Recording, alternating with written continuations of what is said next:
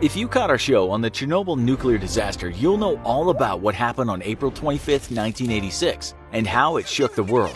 What you might not know is that it could have been much, much worse had it not been for the extremely brave people we're going to talk about today. But first, let's see what happened on that fateful day. Prior to that disaster, there were around 14,000 people living in this Ukrainian city of Chernobyl, which is located around 90 kilometers northeast of the capital, Kiev. You can actually visit there today, but it's somewhat a ghost town, and the few residents that live there stay outside of the Chernobyl exclusion zone. What happened back in the 80s was basically an explosion of one of the reactors at the nuclear plant. It's said around 50 people died as a direct result of the explosion, but the World Health Organization tells us that around 4,000 people died as an indirect result of the Big Bang. We are further told that thousands of people were exposed to high levels of radiation, but millions more were exposed to lower levels of radiation. The full extent of the damage is difficult to say, but the WHO says some people who were exposed to this radiation have a higher risk of getting cancer in their lifetime. How did it happen? We'll answer that first,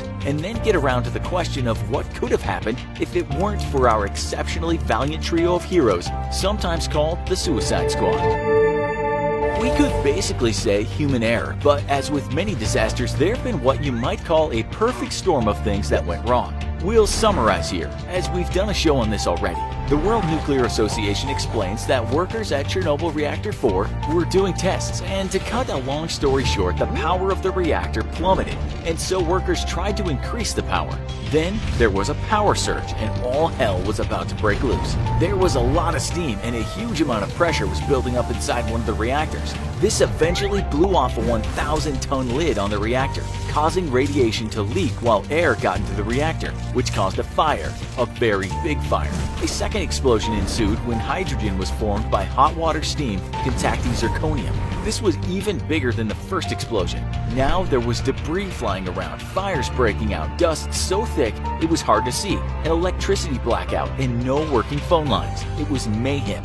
Firefighters did arrive though, but they weren't aware of all that dangerous radiation in the air. Even after they did manage to contain the blaze, the workers as well as the residents of the town did not know what kind of danger they were in. It took hours to totally put that raging fire out, but nothing could stop the spread of radiation that was now traveling far and wide. As we said, some people still live in parts of town today, but not in the areas that were hit most by the radiation. You can even take a tour of the town that was, and it is supposed to be a spooky experience as people just up and left, leaving many of their things behind them. It's now said that wild animals have come from the nearby forests and they're the new inhabitants of the town. Okay, so what could have happened? In the book Chernobyl 12340, the incredible true story of the world's worst nuclear disaster, we're told that under the reactor was a massive pool of water, which was there to act as a coolant. What the workers knew, or some of them, was that they couldn't allow all the hot radioactive metal to reach that pool of water. The author of this book said in an interview,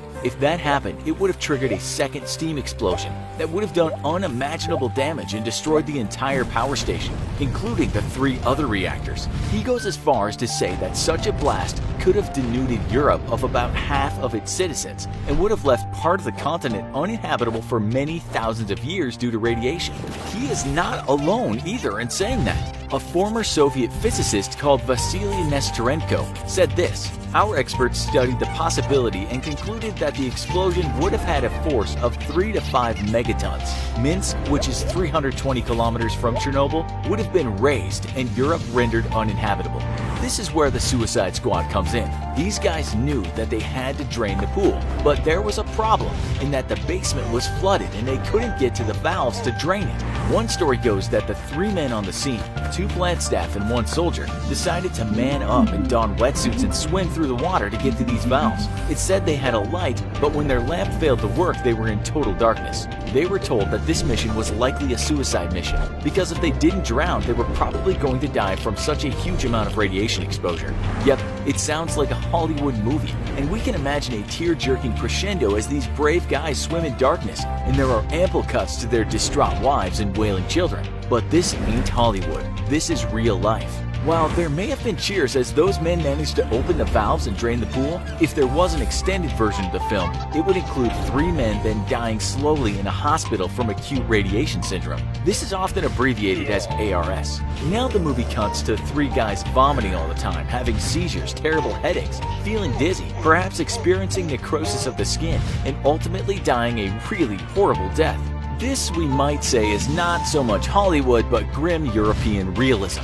It might actually work in Russian cinema, but such a movie would be way too depressing to attract Hollywood financiers. This was the story that circulated for a long time, but the author of the book we just mentioned said he spent 5 years researching the disaster and found out that things were a little different. The basement entry, while dangerous, wasn't quite as dramatic as modern myth would have you believe, he said in an interview. He said that firefighters had tried to drain the pool before these 3 guys, all plant workers, and no soldiers came to the scene. He said many people tried to empty that pool and we don't know what happened to them. He also said that it's true that the basement was flooded and it was hard to find the valves, but he said the water was only waist high. Still, radiation was everywhere, and the men, Alexei Ananenko, Valery Bespalov, and Boris Baranov, were at risk as they waited around in search of those valves. It was like finding a needle in a haystack, said the writer, adding that this place was a massive network of valves and pipes, and finding the right one seemed impossible to those men. But they found the right valves in the end. When the searchlight beam fell on the pipe, they were joyous,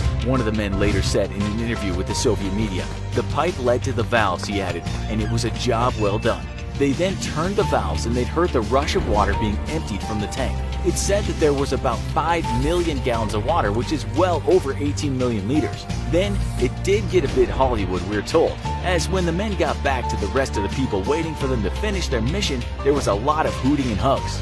But what about the slow, painful death from ARS? Well, we're told that that didn't happen the way it has sometimes been described. It's said one of those guys died some years later from a heart attack, but the other survived. The author of the book said he knew one of them was still working in the same industry, and the other he knew was certainly alive up until 2015 at least. He kind of lost the man after that year. People did die of ARS after the disaster, but not those 3 men, according to him. He said it is quite hard to get to the heart of the matter, as after the event, the Soviet Union tried to downplay the incident, and all the most accurate information has still not been translated from Russian. He did say, though, that these 3 guys likely prevented a bigger disaster happening that could have killed millions of people. In an interview, he said they still went into a pitch-black, badly damaged basement beneath a molten reactor core that was slowly burning its way down to them. We might also say that many people risked their lives during this disaster and during the long cleanup afterwards. These folks are sometimes called the liquidators, and they number in the thousands. According to something called the Chernobyl Union, 25,000 of the Russian liquidators are dead and 70,000 disabled, about the same in Ukraine, and 10,000 dead in Belarus, and 25,000 disabled.